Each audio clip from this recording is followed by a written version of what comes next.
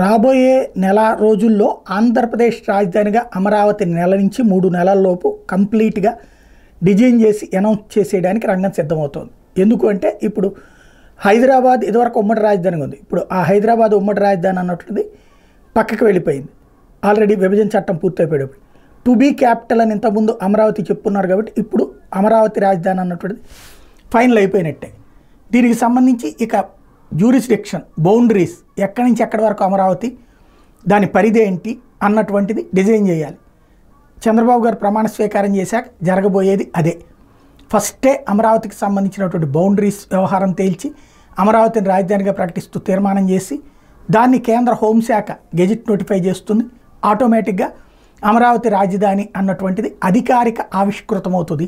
రాబోయేటువంటి రోజుల్లో ఇక ఆ పైన డెవలప్మెంట్ అన్నటువంటిది శరవేగంగా చేసుకోవడానికి మంచి అవకాశం. ఇప్పుడు ఎప్పుడైతే అది డిసైడ్ అయిపోతుందో కేంద్రానికి సంబంధించినటువంటి సంస్థలన్నీ వచ్చేస్తాయి.